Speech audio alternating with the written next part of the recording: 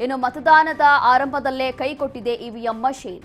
ದಾವಣಗೆರೆ ದಕ್ಷಿಣದ ಮತಗಟ್ಟೆ 66ರಲ್ಲಿ ನಡೆದಿರುವಂತಹ ಘಟನೆ ಇದು. ಮತಗಟ್ಟೆ 66ರ ಇವಿಎಂನಲ್ಲಿ ತಾಂತ್ರಿಕ ದೋಷ ಇದೆ ಅಂತ ಗೊತ್ತಾಗ್ತಿದೆ.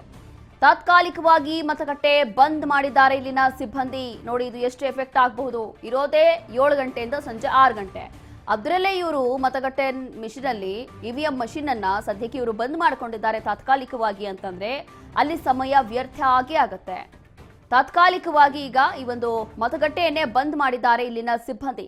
ಕಾರಣ ಏನು ಅಂತಂದ್ರೆ ಇಲ್ಲಿ ಇವಿಎಂ ಮಷೀನ್ ಅಲ್ಲಿ ಏನೋ ಸಮಸ್ಯೆ ಆಗಿದೆ, ಟೆಕ್ನಿಕಲ್ ಪ್ರಾಬ್ಲಮ್ ಆಗಿದೆ ಅಂತ ಗೊತ್ತಾಗ್ತಾ ಇದೆ.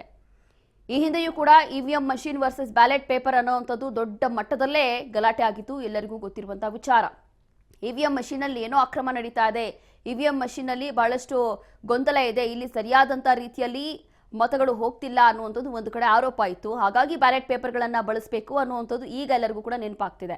ಈಗ ಸದ್ಯಕ್ಕೆ ಗೊತ್ತಾಗ್ತಾ ಇರುವಂಥದ್ದು ದಾವಣಗೆರೆ ದಕ್ಷಿಣದಲ್ಲಿ ಒಂದು ಕಡೆ ಸಮಸ್ಯೆ ಆಗಿದೆ, ಇಲ್ಲಿ ಇವಿಎಂ ಮಷೀನ್ ಕೈ ಕೊಟ್ಟಿದೆ, ಟೆಕ್ನಿಕಲ್ ಪ್ರಾಬ್ಲಮ್ ಆಗಿದೆ ಅಂತ ಹೇಳಿ ಇಲ್ಲಿ ಸದ್ಯಕ್ಕೆ ಸ್ವಲ್ಪ ಸಮಯ ಈಗ ಈ ಒಂದು ಮತಗಟ್ಟೆಯನ್ನ ಕ್ಲೋಸ್ ಮಾಡಿದ್ದಾರೆ, ತಾತ್ಕಾಲಿಕವಾಗಿ ಇದನ್ನ ಬಂದ್ ಮಾಡಿದ್ದಾರಂತೆ. ಆದರೆ ಇಲ್ಲಿ ಬೆಳಗ್ಗೆ 7 ಗಂಟೆಯಿಂದ ಸಂಜೆ 6 ಗಂಟೆವರೆಗೂ ಮತದಾನ ನಡೆಯುತ್ತೆ.